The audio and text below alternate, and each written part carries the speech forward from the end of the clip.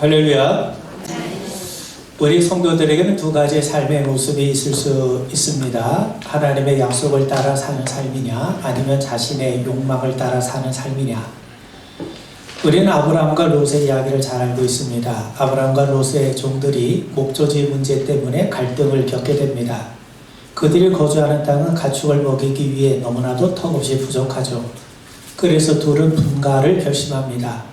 아브라함의 선택은 단순했어요. 그는 하나님의 말씀대로 가나안 땅에 머물기로 작정을 하고 조카 롯에게 선택의 우선권을 양보합니다. 그러자 롯이 소돔 지역을 선택했는데 선택한 이유가 뭐냐면 그 땅이 애굽 땅과 같이 보였기 때문입니다. 아브라함과 롯은 기근 때문에 애굽에 내려간 적이 있었어요. 그때 롯은 애굽에는 나일강이 있기 때문에 물 걱정하지 않아도 농사를 지을 수 있다는 것을 알았습니다. 실제로 거기서 많은 재산을 소유할 수 있지 않았습니까? 그래서 롯은 애굽에 대한 동경을 잊을 수가 없었던 겁니다. 애굽에서는 자신의 욕망을 마음껏 발산할 수 있으리라 여겼던 거죠. 그래서 애굽처럼 물이 넉넉한 소돔 땅을 선택했던 겁니다. 선택의 기준이 아브라함에게는 하나님의 약속이었던 반면에 이 롯에게는 애굽이었던 거죠. 그렇지만 소돔과 고모라가 어떻게 되었는지 우리는 그 결과를 너무나도 잘 알고 있습니다. 여러분, 하나님의 말씀에 따라 사느냐 아니면 자기 욕망에 따라 사느냐, 이것은 인생의 주어가 누구냐와 관련된 문제이기도 합니다. 과연 우리 인생의 주어는 누구냐? 여러분, 에서와 야곱의 경우를 살펴보세요. 에서와 야곱은 쌍둥이입니다. 야곱은 형의 발 뒤꿈치를 붙들고 태어났기 때문에 이름이 야곱이죠. 야곱과 에서가 태어났을 때 하나님이 이미 말씀하셨어요. 두 국민이 내 태중에 있구나. 두 민족이 내 복중에서부터 나누이리라. 이 족속이 저 족속보다 강하겠고 큰 자가 어린 자를 섬기리라. 하나님은 아브라함에게 주신 약속이 이삭에게, 그리고 이삭에게 주어진 하나님의 약속이 에서가 아닌 야곱에게 이루어질 것을 분명히 말씀하셨어요. 그렇다면 야곱은 태어날 때부터 이미 하나님의 택함을 받고 약속을 받은 자입니다. 그런데 야곱이 자신의 인생의 주어가 되었을 때 어떠했습니까? 그는 사냥에서 돌아온 에서가 몹시 허기진 것을 이용해서 팥죽 한 그릇으로 장자권을 빼앗습니다. 이런 걸 초대박이라고 하기도 하고 횡자라고 하기도 하죠. 또한 야곱은 어머니 리브가와 공모해서 아버지를 속이고 아버지의 축복을 가로채기까지 했습니다.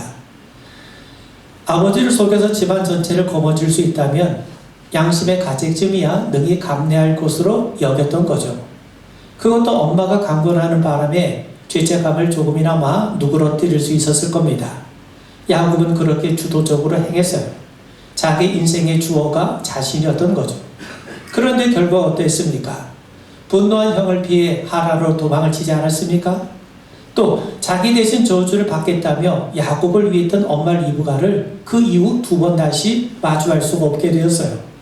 그리고 라반에서 외삼촌에게 매여서 20년 동안이나 속고 속이며 종노릇 하고 있지 않았습니까? 여러분, 하나님 말씀에 따르면 축복의 계승자는 야곱이에요. 그가 형을 속여 장자권을 사지 않았어도, 아버지를 속이면서까지 그 축복을 가로채지 않았어도 하나님의 복은 야곱에게 임했을 겁니다. 왜냐하면 하나님의 뜻, 하나님의 주권이 누구에게 가 있습니까? 야곱에게 가 있기 때문이죠. 우리 인생에는 참으로 논리적으로 설명될 수 없는 영역이 참으로 많이 있어요. 출애굽기에 보면 하나님이 말씀하세요. 여호와께서 이르시되 내가 내 모든 선한 것을 내 앞으로 지나가게 하고 여호와의 이름을 내 앞에 선포하리라. 나는 은혜 베풀 자에게 은혜를 베풀고 긍휼히 여길 자에게 긍휼을 베푼다고 말씀합니다. 사실 이것은 하나님의 주권을 나타내는 말씀이죠. 하나님의 에서가 아니라 야곱을 선택하신 것은 야곱에게 특별한 이유가 있어서가 아니라 전적인 하나님의 주권입니다. 이 말 우리가 달리 영적으로 표현하면 우리 인생의 주인이 내가 아니라 하나님이시라는 것을 말씀하기도 하죠. 그런데 하나님이 야곱 인생의 주어가 되셨을 때는 어떠했습니까? 그가 하란에 있을 때 라반은 10번에 걸쳐서 그의 품삯을 바꿔치게 했어요. 그는 지속적으로 야곱을 속이고 착취해왔습니다. 그런데도 하나님은 야곱이 빈털터리가 되게 하지 않으시고 오히려 라반보다 더 부유하게 만드셨어요. 야곱이 라반의 집에서 도망을 쳤을 때에도 하나님은 라반에게 두려운 마음을 주셔서 감히 야곱을 해치지 못하게 하셨습니다. 뿐만 아니라 야곱이 에서를 만날 때 얼마나 두려웠습니까? 야곱은 에서 앞에 납작 엎드릴 수밖에 없었어요. 그런데 하나님은 오히려 에서의 눈에서 눈물을 흘리게 하심으로 동생 야곱을 긍휼한 마음으로 맞이할 수 있게 하십니다. 그때 야곱이 한 유명한 말이 있죠. 창세기 33장 10절에 보면 내가 형님의 얼굴을 배운즉 하나님의 얼굴을 본 것 같사오며, 에서의 얼굴이 하나님의 얼굴이라 하는 말이 아니라 에서는 야곱을 환대할 이유가 없어요. 그런데도 지금 이 에서가 야곱을 긍휼히 여기고 정말 동생을 환대하고 있습니다. 이거는 정말 하나님이 행하신 일이라는 거예요. 하나님이 행하신 일. 에서의 마음을 누그러뜨려서 자기를 환대하게 만드는 이 일을 마치 얼굴을 마주하듯 생생하게 체험하고 있다고 하는 고백의 말씀인 거죠. 여러분, 이러한 일련의 일들을 통해 야곱은 깨달아야 됩니다. 인생이라는 것이 내게 달린 게 아니구나. 하나님께 달려있는 거구나. 하나님은 정말 당신의 약속대로 일을 이루시는 분이시구나. 내가 하나님의 복을 쟁취할 수 있는 것이 아니구나. 정말 하나님께서 복을 주셔야 되는구나. 내가 빈털터리가 되었어도 하나님이 함께 하시니까 두 때를 이룰 수 있게 되었구나. 내가 주어가 되는 인생보다 하나님이 주어가 되는 인생이 이렇게 다르구나. 이걸 깨달아야 되죠. 여러분, 우리가 그 문장을 보면 주어는 행동을 해요. 그러면 그 주어가 하는 행동의 대상자가 누구냐면 그 행동을 받는 것은 목적격입니다. 그러니까 내가 주어가 되면 내가 행동하는 것이 결국 내게 임하게 되는 거고, 하나님이 주어가 되면 하나님이 행동하시는 것이 하나님이 우리를 위하시니까 하나님이 행동하시는 것이 곧 우리를 대상으로 하게 되는 거예요. 그런 의미에서 하나님이 우리 인생의 주어가 되는 것이 참으로 귀한 것 아니겠습니까? 여러분, 열심히 살고 최선을 다했는데 왜 내게 이런 일이 일어나는지 이해가 되지 않을 때가 참 많습니다. 그런데도 하나님이 인생의 주어가 되시면 그 의미가 달라져요. 바울은 우리에게 말씀하기를 우리가 연약할 때에도, 죄인이었을 때에도, 심지어 하나님에 대해서 원수였을 때에도 하나님이 우리를 사랑하신다고 말씀하지 않습니까? 하나님이 그러하신 분이라면 그분이 우리의 인생의 주어가 되는 것이 가장 복된 삶이 아니겠습니까? 오늘 말씀을 세 가지로 살펴볼 텐데요. 여러분, 33장 18절 이하를 보세요. 야곱이 밧단 아람에서부터 평안히 가나안 땅 세겜 성읍에 이르러 그 성읍 앞에 장막을 치고 그가 장막을 친 밭을 세겜의 아버지 하몰의 아들들의 손에서 베크시다에 샀으며 거기에 제단을 쌓고 그 이름을 엘엘로에 이스라엘이라 불렀더라. 여러분, 에서와 화해한 야곱이 세겜 땅에 머물러요. 그는 돈을 주고 직접 땅을 산 다음에 제단을 쌓고 그 제단의 이름을 이스라엘의 하나님이란 뜻의 엘헬로에 이스라엘이라고 짓습니다. 야곱은 세겜에 장막을 짓고 거기에 정착했던 거예요. 근데 생각해 보세요. 야곱이 하란에 있을 때 하나님께서 그에게 뭐라고 말씀합니까? 너의 출생지로, 너의 아버지의 집, 너의 고향으로 돌아가라는 거예요. 아버지 이삭이 있는 집으로 돌아가라고 말씀하셨어요. 당시 아버지 이삭의 집은 오늘로 말하면 교회와도 같은 곳입니다. 그 당시 그 지역에서 하나님을 아는 자, 하나님을 예배하는 자가 이삭의 집 외에 다른 어떤 집이 있었겠습니까? 그런 의미에서 하나님은 야곱에게 하나님을 섬기는 믿음의 공동체, 믿음의 자리로 돌아가라고 말씀하신 겁니다. 그런데 야곱은 이삭의 집으로 가는 대신에 세겜 땅에 머물기로 작정했어요.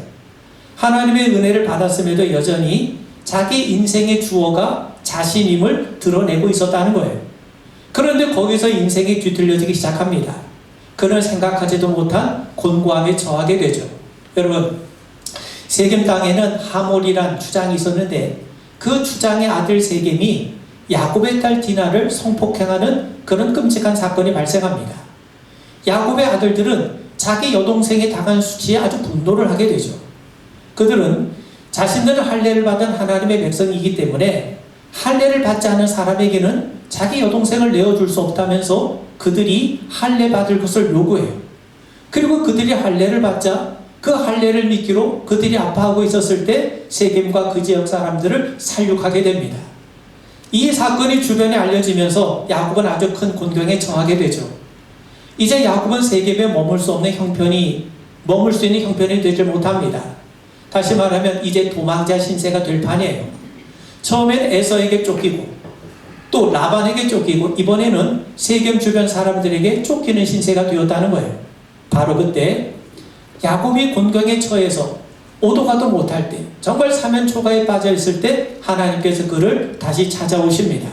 여러분, 하나님은 찾아오신 분이세요. 에서를 피해서 하란으로 도망을 치면서 홀로 들판에서 외로이 잠을 청할 때 하나님께서 친히 찾아오지 않으셨습니까? 그래서 다시 아버지 집으로 되돌아올 때까지 함께 하시겠다고 약속하지 않으셨습니까? 또 라반의 속임수에 괴로워할 때 또 찾아오셔서 오히려 야곱을 복되게 하신 분이 하나님 아니십니까? 또 에서를 앞두고 야복강에서 두려움에 떨면서 힘들어했을 때 그 친히 그를 찾아오셔서 씨름에 져주시면서까지 그를 세워주신 분이 하나님 아니십니까? 그런데 하나님이 이번에도 야곱을 찾아오세요. 그리고 말씀하세요.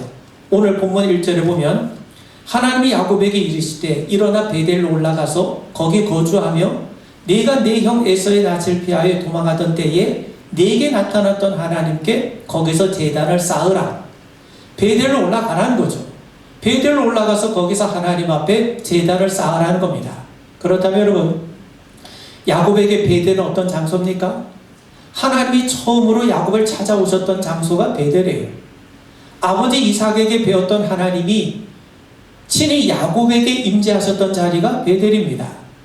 거기서 야곱은 하나님을 만났고 하나님을 예배했고 하나님 앞에 자신을 헌신하기로 서원하지 않았습니까?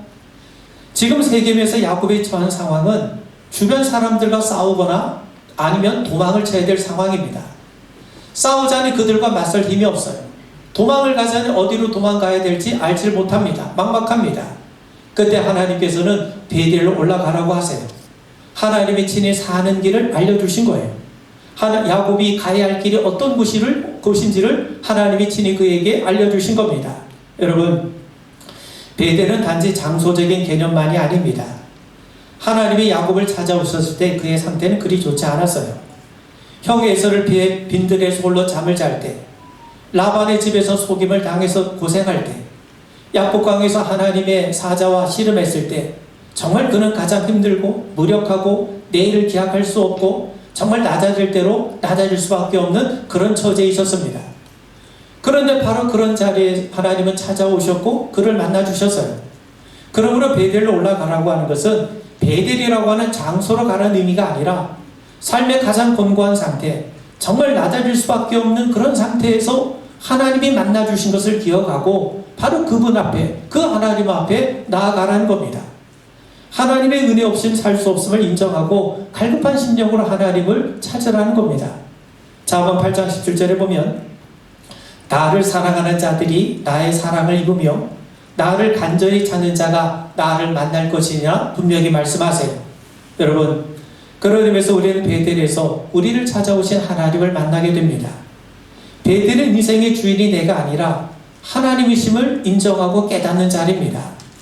내 인생의 주어가 나에게서 하나님께로 바뀌는 자리입니다. 베델에서 야곱은 하나님이 아브라함과 이삭만의 하나님이 아니라 바로 나의 하나님이심을 그는 깨닫고 고백하게 되었어요. 머리로만 알았던 하나님을 그의 온몸으로 체험하게 되었고 귀로만 들었던 하나님을 눈으로 보게 되었던 겁니다. 여러분, 야곱은 이미 자신이 주어가 되는 인생과 하나님이 주어가 된 인생이 어떻게 다른가 하는 것을 이미 체험했던 자입니다. 그런 은혜를 받았으면서도 여전히 세겜에서 주인 행세하고 있었던 겁니다. 그래서 하나님은 야곱에게 베델로 올라가라 말씀하는 거예요. 삶의 주어를 네가 아닌 하나님께로 바꾸라는 거예요. 여러분, 우리는 하나님을 예배하는 자 아닙니까?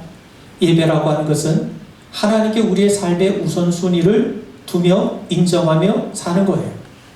내 인생의 주인이 하나님이시고 내 인생의 주어가 하나님이심을 인정하고 고백하는 자리입니다. 예배는 하나님께 간구하는 것이고 하나님께 무릎을 꿇는 것이고 하나님의 도움 없이는 살 수 없음을 정직하게 인정하고 고백하는 자리입니다. 예배는 하나님을 인생의 주인으로 모시고 그분의 뜻대로 살겠다고 내 자신을 하나님 앞에 내어드리는 겁니다. 한마디로 인생의 주어가 하나님이심을 고백하는 것으로 하나님께 인생의 주도권을 내어드리는 것이죠. 이런 귀한 은혜가 우리 가운데 임하게 되길 바랍니다. 여러분, 하나님이 사단에게 욥을 칭찬해요. 욥과 같이 온전하고 정직하고 하나님을 경외하고 악에서 떠난 사람이 없다고 칭찬하십니다. 그러자 사단이 하나님 앞에 욥이 어찌 까닭 없이 하나님을 경외하겠습니까? 그러면서 하나님께서 그에게 복을 많이 주시니까, 그러니까 하나님도 섬기고 하나님을 경외하는 것이지, 만약 복을 걷어가시면 욥도 하나님을 원망하고 하나님을 떠날 거라는 거예요. 그래서 하나님이 사단의 시험을 허락하십니다. 그런데 사단의 시험 생각과는 달리 욥은 전적으로 하나님만을 붙들었어요. 23장 10절에 보면 그러나 내가 가는 길을 그가 아시나니 그가 나를 단련하신 후에는 내가 순금같이 되어 나오리라. 여러분, 우리도 때로 시험을 당해 흔들릴 때가 많이 있습니다. 하나님을 사랑하지만 눈에 보이는 성공과 복이 더 커 보일 때가 많이 있죠. 아브람처럼 살고는 싶은데 실상 롯처럼 소돔 땅을 선택할 때가 얼마나 많이 있습니까? 하나님보다 하나님 주시는 복이 더 좋을 때가 많아요. 한마디로 하나님이 주시는 것보다는 내가 원하는 것을 더 소중하게 여길 때가 얼마나 많이 있습니까? 여러분, 그런데 우리가 그렇게 되면 하나님이 보이지 않게 되고 오직 세상만 보이게 됩니다. 베델이 아니라 세겜이 더 좋아 보이게 돼요. 베델보다 세겜을 더 좋게 여겼기 때문에 지금 야곱이 곤경에 처한 것 아닙니까? 하나님보다 하나님이 주신 복을 더 좋아하게 되면 우리는 그야말로 어리석은 부자가 되는 겁니다. 그래서 하나님은 베델로 올라가라고 하시는 거예요. 예배 자리로 우리를 초대하시는 겁니다. 왜 그렇습니까? 예배를 통해 인생의 주어가 하나님이 되실 수 있기 때문이죠. 우리가 예배할 때 우리의 힘으로 아무리 애를 써도 가질 수 없는 새로운 마음을 하나님이 우리에게 허락해 주세요. 그 회복의 역사가 일어난 자리가 바로 예배인 겁니다. 그래서 하나님은 야곱에게 베델로 올라가라고 말씀하신 거예요. 여러분, 야곱은 베델로 올라가면서 아주 중요한 결단을 해요. 2절 말씀해 보시면 야곱이 이에 자기 집안 사람과 자기와 함께한 모든 자에게 이르되 너희 중에 있는 이방 신상들을 버리고 자신을 정결하게 하고 너희들의 의복을 바꿔 입으라. 자기 가족과 집안 사람들에게 너희들이 가지고 있는 모든 우상을 다 버리라고 얘기합니다. 당시 중동 지역에는요, 가정 수호신 같은 여러 신상을 가지고 있는 것이 거저 일반적인 관행이었습니다. 야곱의 집도 예외가 아니었습니다. 라반의 집에서 나올 때 라헬이 집안에 수호신 드라빔을 몰래 훔쳐가지고 나오지 않았습니까? 그리고 세겜에서 사는 동안에도 여전히 그들은 그것을 가지고 있었고 야곱의 아들들 역시 그 지역에서 성행하는 우상들을 소지하고 있었던 거예요. 그런데 야곱은 깨달았습니다. 하나님의 사람으로 이런 우상을 가지고 있다는 것이 하나님께 나아가고 하나님 앞에 온전히 나아가는 것을 방해하고 있다는 것을 깨달은 거예요. 자기가 겪게 된 일련의 일들이 결국 우상 숭배에서 기인했다는 것을 비로소 알게 된 겁니다. 여러분, 하나님의 은혜가 사라지면, 하나님의 은혜가 고갈이 되고 하나님의 말씀이 사라지면 자신이 뭘 하고 있는지, 또 자기도 모르게 몸에 배어있는 잘못된 습관이 무엇인지 사람들은 제대로 깨달을 수가 없어요. 지금 야곱의 집에는 하나님의 은혜가 제대로 흐르고 있지 않습니다. 왜 그렇습니까? 막혔기 때문이죠. 선지자 이사야는 이렇게 말씀합니다. 이사야 59장 2절에 보면 오직 너희 죄악이 너희와 너희 하나님 사이를 갈라놓았고 너희 죄가 그의 얼굴을 가리어서 너희에게서 듣지 않으시게 함이니라. 여러분, 죄가 하나님의 은혜와 말씀을 가로막고 있다는 거예요. 죄가 하나님의 은혜를 가로막으니까, 또 하나님의 말씀을 가로막고 있으니까 사람이 정상적인 분별을 할 수 없게 되는 거예요. 여러분, 사람이 우리 안에 은혜가 충만해야, 또 하나님의 진리가 있어야 우리가 정상적인 분별을 하게 되는데, 사람이 조급해지거나 뭔가 마음이 황폐해져 있으면요, 정상적인 판단을 하기가 대단히 어렵습니다. 그래서 지금 야곱의 집안에 은혜와 그 우상으로 인해서 은혜와 말씀이 가로막혀 있다 보니까 정상적인 분별을 못하고 있는 겁니다. 그래서 야곱은 베델로 올라가기에 앞서, 하나님 앞에 예배하기에 앞서, 하나님 앞에 나아가기에 앞서 자기 집에 있는 모든 신상을 버리기로 작정한 거예요. 하나님 앞에 거리낌 있는 것을 계속 간직하고 있는 것은 옳지가 않습니다. 그래서 과감하게 버렸던 거죠. 4절을 보면 그들이 자기 손에 있는 모든 이방 신상들과 자기 귀에 있는 귀걸이들을 야곱에게 주는지라 야곱이 그것들을 세겜 근처 상수리 나무 아래 묻고 오라고 말씀하죠. 여러분, 전도서 3장에 보면 범사의 기한이 있고 천하 만세의 때가 있다고 말씀해요. 지킬 때가 있고 버릴 때가 있습니다. 지켜야 버릴 수 있고 또 버려야 지킬 수가 있어요. 야곱에게 지금은 버릴 때입니다. 우상을 버려야 될 때입니다. 우상을 버려야 하나님에 대한 신앙을 온전히 지킬 수 있기 때문이죠. 여러분, 신앙생활은 버리는 여정이에요. 작가가 대리석의 쓸모없는 부분을 잘 버려야 작품이 완성이 됩니다. 상한 음식은 버려야죠. 버리지 못하고 그대로 놔두고 있으면 누군가가 먹어서 탈이 나지 않겠습니까? 쓰레기는 과감하게 버려야 집안이 깨끗해져요. 그러므로 버릴 것은 버려야 됩니다. 우리가 하나님 앞에 구하면 성령님께서 우리가 무엇을 버려야 되는지, 무엇을 지켜야 되는지 분별하게 하세요. 우리가 버릴 때 지킬 수 있어요. 동시에 우리가 믿음을 지키면 우상을 버릴 수 있게 되는 겁니다. 여러분, 야곱의 몸은 세겜은요, 야곱의 순례길을 지연시키고 잊어버리도록 마음을 빼앗은 땅입니다. 세상에 집착하게 만든 땅이에요. 하나님을 잊어버리고 우상을 섬기게 만든 땅입니다. 그 땅에 있는 동안 야곱은 하나님의 사람답게 살 수가 없었어요. 그래서 하나님은 베델로 올라가라고 말씀하셨고 야곱은 전적으로 순종한 겁니다. 그 구체적인 순종이 뭡니까? 바로 우상을 땅에 묻은 거예요. 하나님을 중심으로 모시기 위해서 버릴 것을 버린 거죠. 여러분, 이것이 참된 예배 아니겠습니까? 예배는 내가 죽고 주님이 사시는 거예요. 그럴 때 영적인 부흥이 일어납니다. 그럴 때 혼돈의 질서로 바뀌고 분별력이 생기면서 버릴 것은 버리고 지킬 것은 지키게 되는 겁니다. 여러분, 예수님이 예루살렘에 입성하시면서 제일 먼저 행하신 것은 성전을 정화하신 거예요. 강도의 속을 했던 성전을 만민이 하나님 앞에 기도하는 집으로 정화시키셨어요. 왜 그렇습니까? 그래야 하나님이 임재하시는 성전이 되기 때문이죠.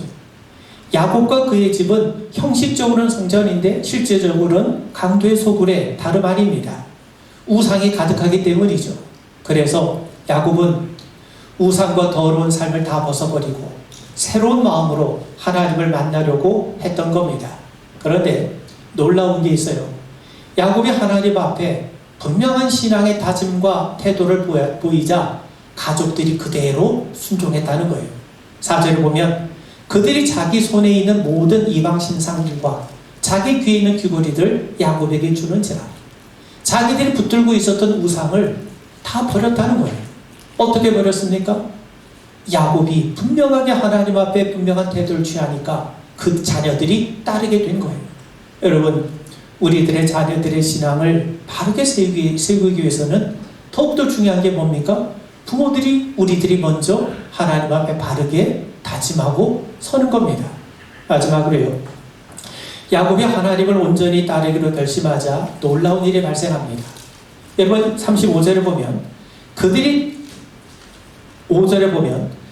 35장 5절을 보면 그들이 떠났으나 하나님이 그 사면 고울들로 크게 두려워하게 하셨으므로 야곱의 아들들을 추격하는 자가 없었더라.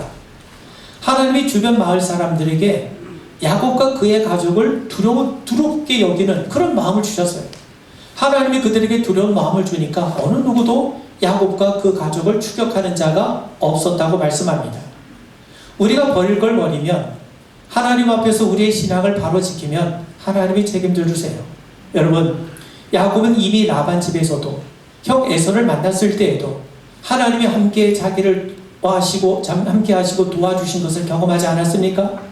이제 하나님의 함께 하심이 다시 야곱에게 나타나고 있어요. 야곱의 신앙이 지금 회복되고 있다고 하는 것을 우리에게 보여주는 겁니다.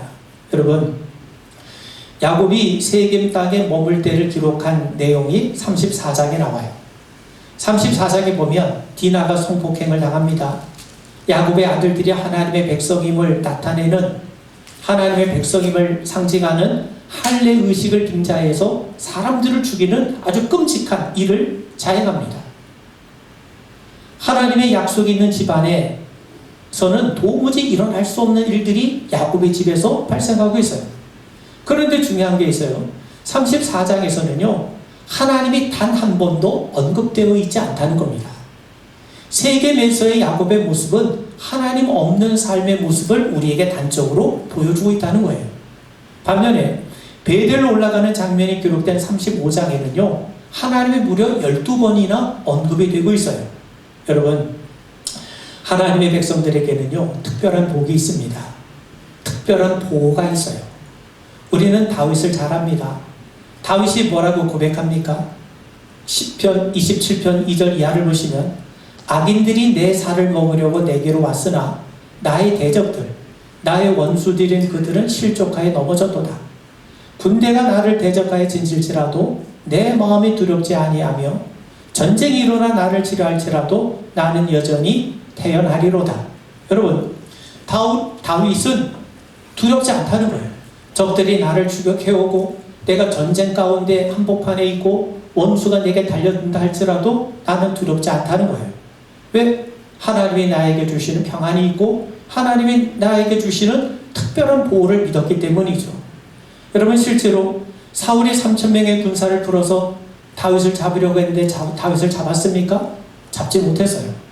또한 압살롬이 쿠데타를 일으켜서 다윗이 도망을 친 가운데 다윗의 목에 얼마나 엄청난 현상금이 붙어 있었겠습니까?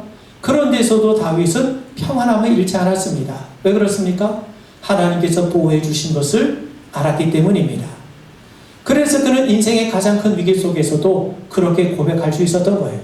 하나님의 특별한 보호가 있음을 알았기에 그는 평안할 수 있었던 겁니다. 뿐만 아니라 우리 성도들에겐 특별한 공급이 있어요. 이스라엘 백성들이 광야를 걸을 때 하나님이 만나를 주셨습니다. 만나는 조상들도 먹어보지 못한 특별한 공급이에요. 엘리야가 그리 시내가에 있었을 때 하나님은 까마귀를 통해 떡을 공급해 주셨어요. 하나님의 특별한 공급이죠. 여러분, 하나님이 이스라엘 백성들에게 출애굽기 23장 15절을 보면 너희들이 하나님 앞에 나올 때 빈손으로 내 앞에 나오지 말라라고 말씀합니다. 사람들은 이 말씀을 읽으면서 종종 비아냥거리는 말을 합니다. 마음은 가볍게 나오지만 손은 무겁게 해야 나올 수 있구나.